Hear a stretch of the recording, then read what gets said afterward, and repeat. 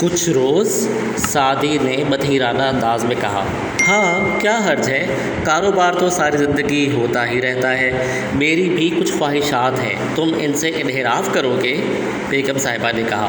یہ بات نہیں ہے بیگم صاحبہ، بس کاروباری معاملات ہی ہیں، بہت سی ضرورتیں ہوتی ہیں جنہیں نمٹانا ہوتا ہے، آپ کو تو اس کا علم ہے ہی، سعدی نے کہا۔ دیکھو سعدی، اول تو مجھے تمہاری یہ بھول جانے کی عادت بالکل ناپسند ہے۔ چچی جان کہتے کہتے بیگم صاحبہ پر اتر آتے ہو۔ کیا میری شکل پر بیگم صاحبہ لکھا ہوا ہے؟ نہیں، اس کے لیے معذرت خواہ ہوں، سعدی بولا۔ بہر طور کوئی بھی کام ہو، ایک دو دن تو یہاں رکو، میں اس طرح نہیں جانے دوں گی۔ اوہ جو حکم، ویسے ہم ان تیاریوں کے ساتھ نہیں آئے تھے، سعدی نے کہا۔ تیاریاں کیا کرنی ہیں؟ کیوں بہن، کیا آپ کو کوئی مشکل پیش آئے گی؟ بیگم صاحبہ نے مطلق سے پوچھا۔ نہیں، کوئی مشکل تو نہیں ہے، بس گھر کو یوں ہی چھوڑ آئے تھے۔ آپ فکر نہ کریں، سب ٹھیک رہے گا، بیگم صاحبہ مصر ہو گئی تھی۔ بہر صورت انہوں نے کسی نہ کسی طرح ان لوگوں کو مجبور کر ہی لیا۔ سعدی اور ظفری کے لیے یہ غیر متوقع تھا، لیکن بیگم صاحبہ کے خلوص کے سامنے وہ بھی کچھ نہ بول سکے۔ رات کا کھانا کھایا گیا، لیکن شام سے لے کر اب تک سمن نظر نہ آئی تھی۔ ان لوگوں نے پوچھا بھی نہیں تھا اس کے بارے میں، البتہ بیگم مطلق نے بیگم جہاں آرا ہدایت پور کے بچوں کے بارے میں سوال کر ڈالا تھا۔ ایک بچی ہے بس، اس کی اپنی مشغولیات ہیں، موجود نہیں ہے اس وقت، جو ہی آئے گی آپ کو سلام کرنے ضرور حاضر ہوگی، بیگم جہاں آرا نے جواب دیا۔ مطلق صاحب موقع نکال کر ایک آدھ شعر دھکیل چکے تھے، البتہ انہیں کھل کر کھیلنے کا موقع نہیں مل رہا تھا، کیونکہ اس موضوع پر بات ہی نہیں آتی تھی۔ بڑے مشکل سے گھیر گھار کر وہ اس موضوع پر آتے، لیکن درمیان میں کوئی اور بات نکل آتی۔ مصرف صاحب بیچارے اب اس محفل سے ہٹ گئے تھے اور کسی کو دوست بنا کر اس محفل کی سیاحت میں مصروف تھے۔ رات ہو گئی، تقریباً 11 ساڑھے 11 بج چکے تھے۔ تب بیگم صاحبہ نے ہنستے ہوئے کہا، بھائی میں اپنی فضول باتوں میں آپ لوگوں کو الجھائے ہوئے ہوں، نہ جانے آپ لوگ کس وقت سوتے ہیں، میں بہن کو تو اپنے ساتھ ہی سلاؤں گی، باتیں کریں گے دیر تک، بیگم صاحبہ نے بیگم مطلق کی طرف اشارہ کر کے کہا۔ مطلق صاحب گہری سانس لے کر خاموش ہو گئے۔ سعدی، ظفری، شکیلہ اور مطلق صاحب وغیرہ کا بندوبست بھی ہو گیا تھا۔ سعدی اور ظفری کو ایک ہی کمرہ ملا تھا، شکیلہ البتہ دوسرے کمرے میں تھی۔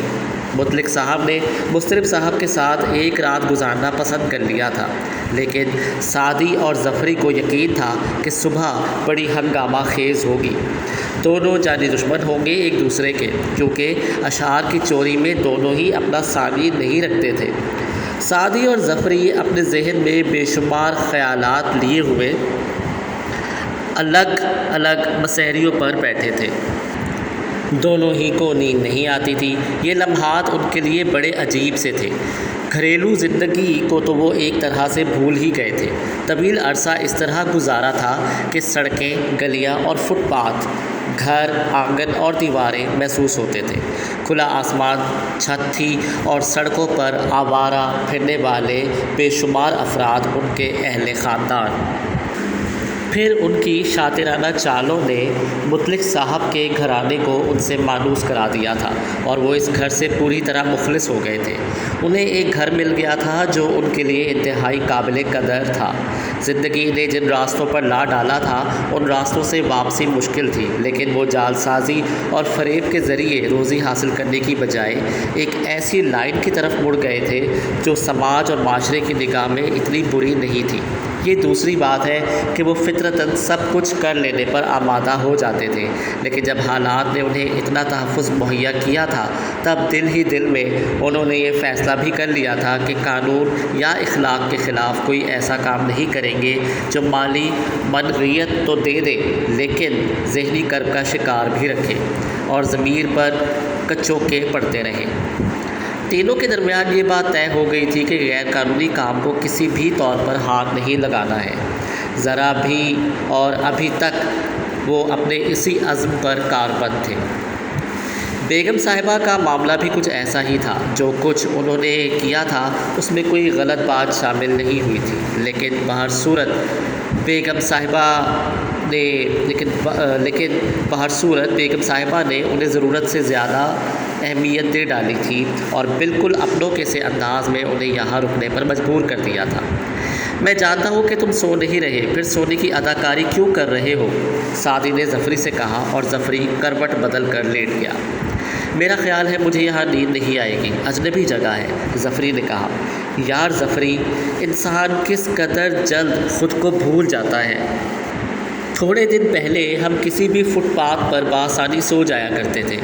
اکثر یوں بھی ہوا کہ پولیس والوں نے ہمیں ایک فٹ پاتھ سے ہٹایا تو باقی رات ہمیں کسی دوسری فٹ پاتھ پر گزارنی پڑی، لیکن آج ان آرام دہ بستروں پر بھی ہم نیند سے محروم ہیں، سعدی نے کہا۔ ہاں بس انسانی فطرت ہے، ظفری گہری سانس لے کر بولا۔ اس فطرت میں حقیقت پسندی ہمیشہ شامل رہنی چاہیے ظفری، سعدی نے جواب دیا۔ بھائی میاں، یہ فلاسفری کا وقت ہے، آنکھیں بند کر کے سونے کی کوشش کرو۔ میرا خیال ہے صبح ناشتے کے بعد بیگم صاحبہ سے اجازت لے لیں گے۔ بلا وجہ یہاں وقت ضائع کرنے سے کیا فائدہ، ظفری بولا اور سعدی مسکرانے لگا۔ وہ تمہاری زوجہ محترمہ کہاں ہے؟ ان سے ملاقات نہیں ہوئی؟ سعدی نے مسکراتے ہوئے پوچھا۔ سمن؟ ظفری بولا۔ کوئی چور لگتا ہے دل میں بڑے بھائی۔ زوجہ محترمہ کے نام کے ساتھ ہی سمن کا تصور کیوں ابھر آیا تمہارے ذہن میں؟ گویا تم مجھ میں گھسنے کی کوشش کر رہے ہو۔ بہرحال پتہ نہیں، ممکن ہے ہم سے ملنا پسند نہ کیا ہو، ظفری نے جواب دیا۔ سونے کی کوشش کے باوجود نیند نہیں آ رہی تھی۔ اس وقت غالباً رات کا 1 بجا تھا جب اوپر کے روشن دان سے کوئی چیز ظفری پر گری اور ظفری چونک پڑا۔ اس نے اس چیز کو دیکھا، کاغذ میں لپٹا ہوا ایک گول سا پتھر تھا۔ بے اختیار ظفری کی نگاہیں چھت کی طرف اٹھ گئیں۔ اس چھت میں بھی روشن دان موجود تھا۔ ظفری مسحری سے نیچے اتر آیا۔ کون ہے؟ اس نے دھیمے لہجے میں کہا۔ سعدی بھی اٹھ کر بیٹھ گیا تھا۔ افسوس، روشن دان تنگ ہے، اس لیے میں گردن بھی نہیں نکال سکتی۔ چلو باہر آ جاؤ۔ مجھے یقین نہیں تھا کہ تم جاگ رہے ہوگے۔ آواز سمن ہی کی تھی۔ سعدی معنی خیز نگاہوں سے ظفری کو دیکھ رہا تھا اور ظفری گہری گہری سانسیں لے رہا تھا۔ پھر اس نے کہا، آج کیا مصیبت نازل ہو گئی ہے آپ پر محترمہ؟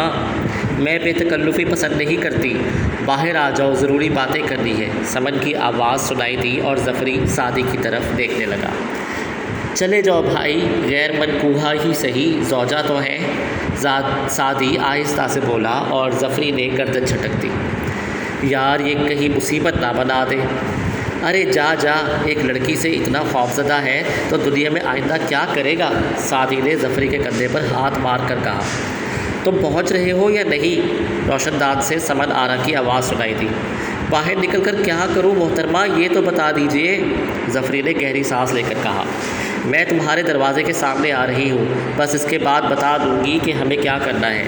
ویسے سعدی تمہارے ساتھ ہے نا؟ جی ہاں، جاگ رہے ہیں۔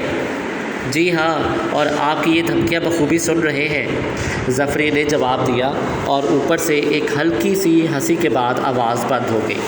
ظفری ایک گہری سانس لے کر دروازے کی جانب بڑھ گیا تھا، پھر وہ دروازہ کھول کر باہر نکل آیا۔ راہداری تھی جو سنسان پڑی ہوئی تھی، اس میں مدھم سی روشنی تھی۔ تھوڑی سی آگے چل کر یہ راہداری بائیں سے مڑ جاتی تھی۔ اس طرف 3 سیڑھیاں تھیں اور اس کے بعد کوٹھی کا عقبی حصہ شروع ہو جاتا تھا۔ سیڑھیوں سے سمن برآمد ہوئی، مخصوص لباس پہنے ہوئے تھی جو باہر طور کسی طرح سونے کا نہیں تھا۔ بال بکھرے بکھرے سے تھے، چہرے پر وہی لاپرواہی اور وہی شرارت موجود تھی جو اس کی فطرت کا خاصہ لگتی تھی۔ تو آپ حضرات بیگم ہدایت پور کے مہمان ہیں، اس نے کمر پر دونوں ہاتھ رکھ کر کہا۔ اگر آپ کی مرضی کے خلاف ہے تو واپس بھی جا سکتے ہیں، ویسے بیگم صاحبہ نے بڑی محبت سے بلایا تھا، ظفری بولا۔ آؤ، مجھ سے اوور ایکٹنگ مت کیا کرو، سمن نے کہا اور اس کے ساتھ ہی سیڑھیاں اتر گئے۔ دونوں سیڑھیوں کی سیدھ میں پائیں باغ کے ایک مخصوص حصے میں پہنچ گئے تھے۔ یہاں لمبی لمبی باڑیں لگی ہوئی تھیں اور ان کے درمیان بیٹھنے کی جگہ موجود تھی۔ سمن پاؤں پھیلا کر بیٹھ گئی، ظفری اس سے تھوڑا فاصلے پر کھڑا تھا۔